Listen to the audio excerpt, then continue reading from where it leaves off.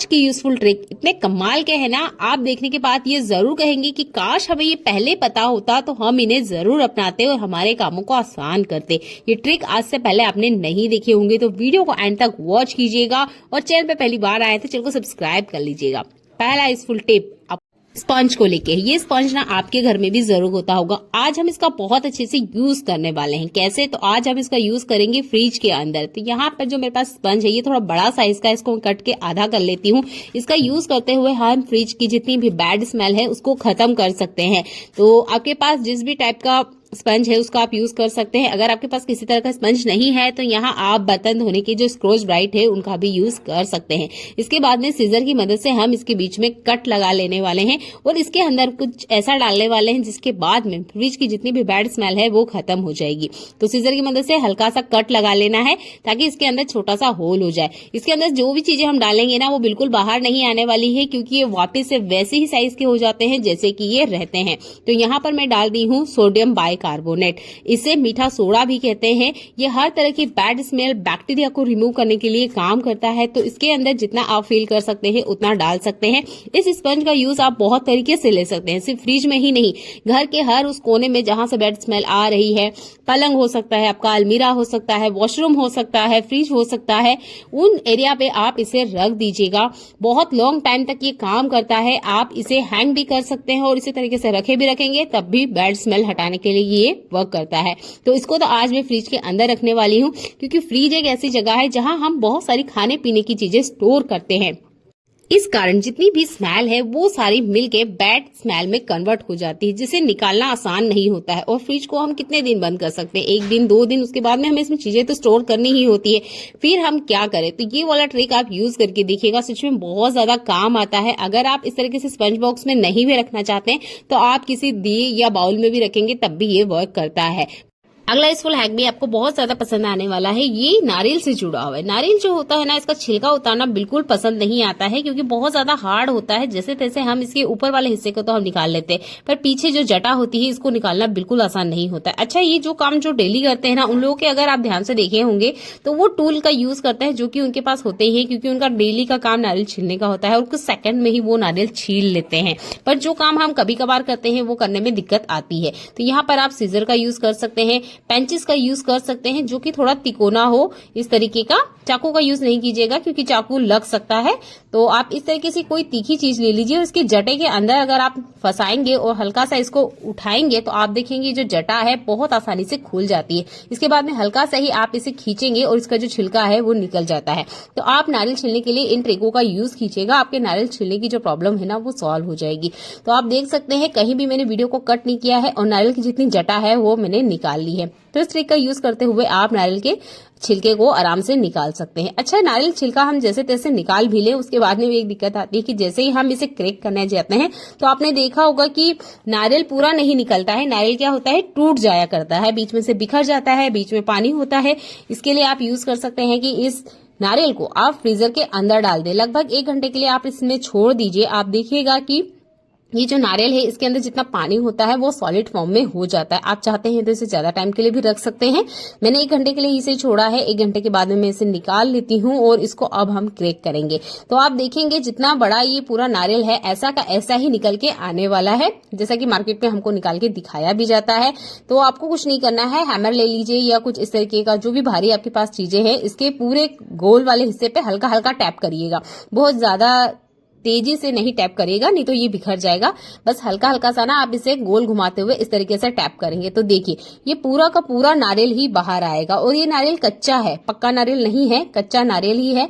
कच्चा नारियल अच्छे से चिपका हुआ होता है इसके ये सख्त खोल से, जिसकी वजह से ये पूरा का पूरा ही बिखर जाता है। तो आप इस तरीके से हैमर या कुछ भी टूल लेके हल्का हल्का ही टैप करेंगे तो आप देखेंगे ये पूरा छिलके समेत अलग हो जाता है। तो मुझे तो ये ट्रिक बहुत अच्छी लगी और जितना पानी है वो एकदम से बह के नीचे जो भी सरफेस है या आपने जहां पे भी इसे क्रैक किया है पूरे पे नहीं फैलेगा। अगर इसमें पानी है तो वो सॉलिड फॉर्म में बर्फ बन जाएगा, जिसको आप अलग रख सकते हैं और उसमें किसी तरह का कचरा भी नहीं आएगा। तो नारियल को क्रैक करने के लिए इन ट्रिकों का यूज कीजिए। बहुत ही कमाल के हैक हैं, आपको बहुत ज्यादा पसंद आने वाले हैं। वीडियो आपको यूजफुल लगता है तो वीडियो को शेयर कर दीजिएगा। चलिए बढ़ते हैं अगले यूजफुल हैक के लिए। आज हम फ्रिज की ट्रे में बर्फ नहीं बर्तन लिक्विड को सेट करने वाले हैं। तो जितना भी आप बर्तन लिक्विड एक बार में बर्तन धोने के लिए यूज करते हैं उतना हमने इस ट्रे के अंदर डाल लेना है। तो मैं यहाँ पे थोड़ा सा कम ही डाल रही हूँ। अगर आप ज्यादा बर्तन लिक्विड लेते हैं बर्तन धोने में तो आप ज्यादा भी यहाँ पर सेट कर सकते हैं, और ज्यादा यूज करने के लिए आप 2-3 क्यूब का भी एक साथ में यूज ले सकते हैं। पर एक ही बार में आपके जितने बर्तन हैं एक टाइम के क्लीन हो जाएंगे। तो यहाँ पर हमने बर्तन लिक्विड ट्रे के अंदर डाल दिया है। आपके पास इस तरीके का जी ब्लॉक बैग है तो आप इसका यूज कर सकते हैं, नहीं तो आप एल्यूमिनियम फॉइल पेपर का भी यूज कर सकते हैं इसको कवर करने के लिए। और नॉर्मल जो प्लास्टिक होती है मार्केट में जिसे भी हम सामान लाने के लिए यूज करते हैं उसका भी आप यूज कर सकते हैं। तो हमने यहाँ इसकी आई क्यूब जैसा हार्ड इसको सेट नहीं करना है। तो जिस तरह का भी प्लास्टिक है, एल्यूमिनियम फॉइल पेपर है, आप उसका यूज कर सकते हैं। मेरे पास ये जी ब्लॉक वाला प्लास्टिक बैग रखा था और मैं इसे हमेशा संभाल के रखती हूँ क्योंकि बहुत ज्यादा काम आते हैं। तो जब भी इस तरह के बैग आते हैं ना तो आप इन्हें स्टोर करके रखें।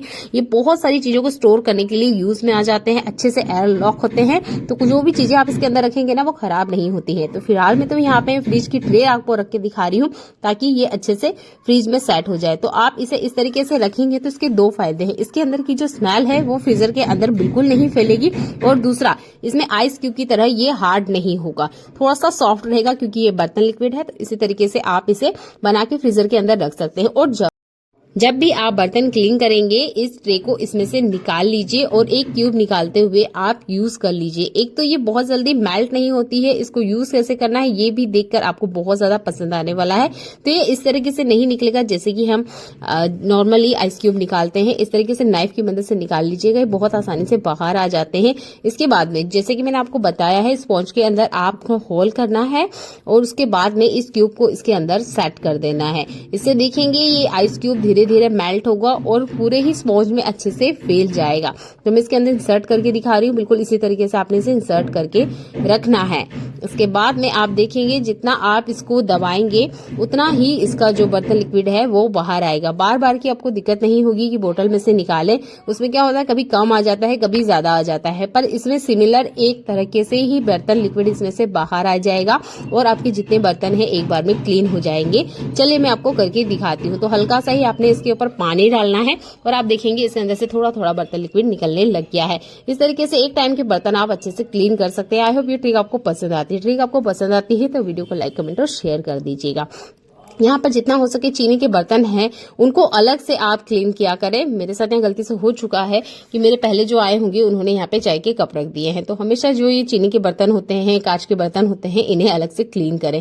तो मैंने जितने भी बर्तन है इस स्पॉन्ज की मदद से अच्छे से क्लीन कर लिए हैं और अभी भी देख सकते हैं इसके अंदर काफी सारा बर्तन लिक्विड है। चाहे तो आप इसे क्लीन कर लीजिए या नेक्स्ट टाइम के लिए रख लीजिए, तो आप इससे और बर्तन भी क्लीन कर सकते हैं। आई होप ट्रिक आपको पसंद आती है। अगला यूजफुल हैक भी बहुत ज्यादा काम का है क्योंकि इस तरह का सेलो टेप ना हर घर में होता है। दिक्कत तब होती है जब इसका एंड गुम हो जाता है। एंड गुम हो जाए तो ढूंढे कैसे, इसके लिए आप पेन का यूज कर सकते हैं। बस इसको है ना क्लॉकवाइज इस तरीके से घुमाइए या एंटी क्लॉकवाइज जिस तरीके से भी आपका टेप है। जहां तक तो सारी टेप एंटी क्लॉकवाइज ही होती है निकालने के लिए। तो आप इस तरीके से अगर घुमाएंगे पेन को तो आप देखेंगे जहां पे भी एंड होगा वहां पर एक मार्क हो जाएगा और आपने वहीं पर रुक जाना है। तो इसके एंड को ढूंढने के लिए कभी भी सीजर का यूज ना करें, किसी तरीके से ब्लेड का यूज नहीं करें। आप यहाँ पर पेन का यूज ले सकते हैं और आप देखिए मुझे एंड मिल गया है।